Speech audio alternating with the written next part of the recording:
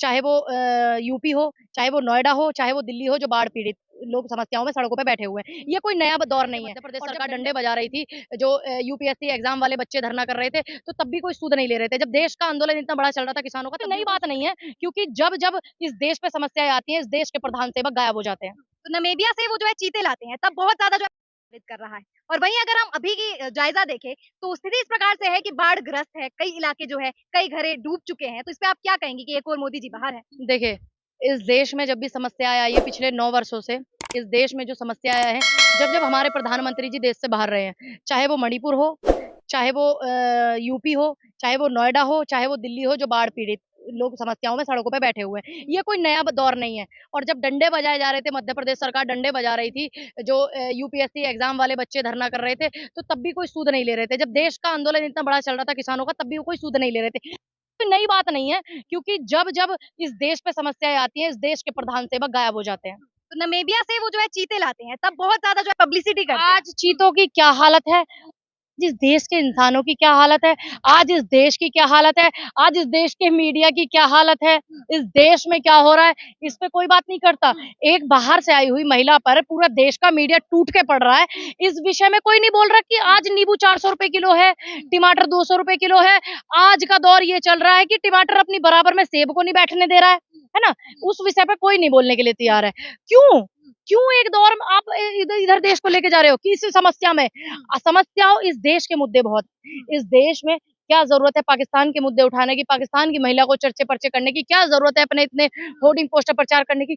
इस देश में मणिपुर पिछले 90 दिनों से समथिंग जूझ रहा है वो भी तो हिंसा में। भाजपा की ही हो सकती है ना रणनीति की, वो 2024 के लिए कर रहे हो, मुद्दा भटकाने का काम सुनिए, कर रहे हो। अगर वो मुद्दा अच्छा, एक छोटे-छोटे बच्चे कह रहे हैं हमें स्कूल भेजो, छोटे-छोटे बच्चे जानते हैं राजनीति क्या मैं होता कह है? रही हूँ हो सकता है जो सीमा हैदर वाला मुद्दा है। सरकार तो इनकी बीजेपी की है ना, मणिपुर में भी और देश में भी, और बीजेपी का जो मुद्दा है, मैं ये कहूंगी कि सरकार के मुंह पे एक तमाचा मारा है। एक 5वीं फेल महिला ने विदेश से पड़ोसी देश से आकर के 4 बच्चों को घुस गई देश में और आराम से रह रही है, और हमारे सुरक्षा एजेंसियों को कोई खबर तक भी नहीं है।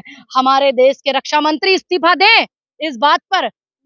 कांग्रेस जो मीटिंग कर रही है उसमें पहले तो काफी कांग्रेस प्रवक्ताओं का कहना था कि राहुल गांधी ही चेहरा है और हमें कोई महागठबंधन की उतनी आवश्यकता है नहीं। अभी जो है इंडिया नाम का उन्होंने महागठबंधन भी बना लिया। अच्छी बात है, इंडिया जो है जीतेगा, इंडिया तभी तो आगे बढ़ेगा इंडिया भाई। तो आपको अपना पक्ष जो है वो साफ रखना चाहिए कि हम महागठबंधन कर रहे हैं। क्यों कुछ प्रवक्ता कह रहे हैं कि हमें नहीं चाहिए, कुछ कह रहे हैं चाहिए। ऐसा हो सकता है लोगों को समझ सूझ, मैं दिल्ली के मुख्यमंत्री की बात करूं, तब तो वो इतनी वो करते थे, लेकिन आज उनको समझ आ गई, देर आए दुरुस्त आए तो ना।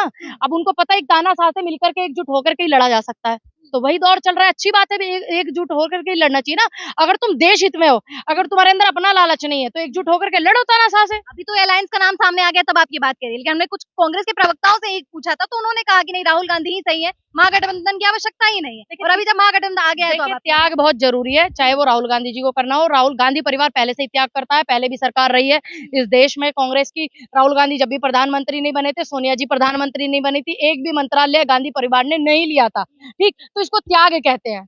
इसको आप नेगेटिव वे से हट करके सोचिए ना, इसको त्याग कहते हैं। प्रियंका जी ने कोई मंत्रालय नहीं लिया था अपने पास, इसको त्याग नहीं, इसको पक्ष न साफ होना कहते हैं और फिर पल्ला झाड़ना कहते हैं। इसको त्याग कहते हैं। अगर आपको मौका मिले प्रधानमंत्री, आपको अपने बच्चों को बनाने का मिले, आपके माँ बाप को आपको बनाने का मिले, तो आप सबसे पहले लेंगी।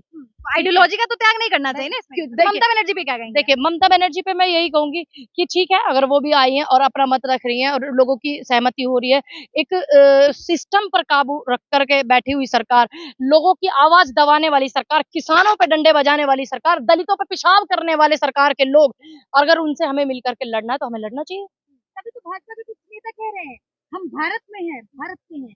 अच्छा, तुम भारत में हो तो भारत में मूता जाता है क्या दलितों पे?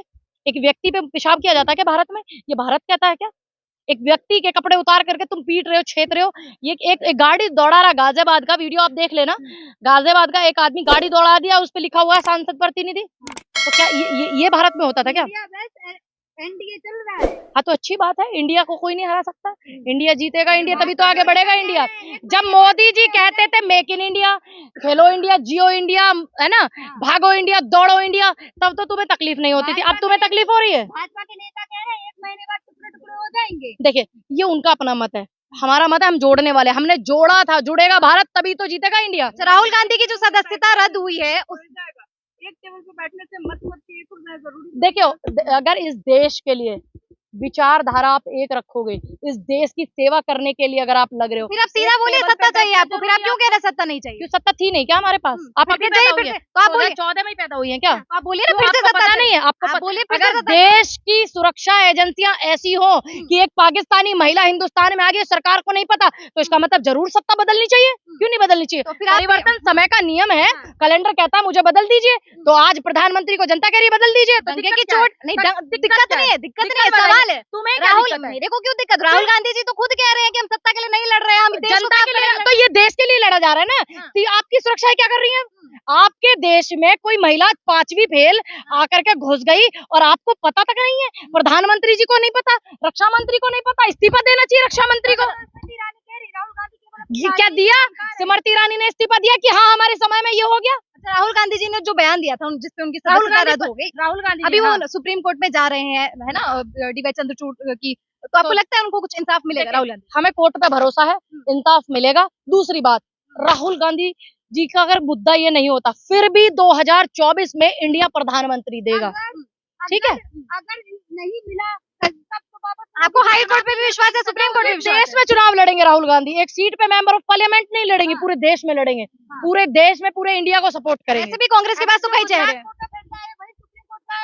कोई दिक्कत नहीं, कोई दिक्कत नहीं, कोई बात नहीं, कोई दिक्कत नहीं। हम सिस्टम से जो है संविधान के दायरे में लड़ते हैं, इनकी तरह डंडे लेके नहीं भागते।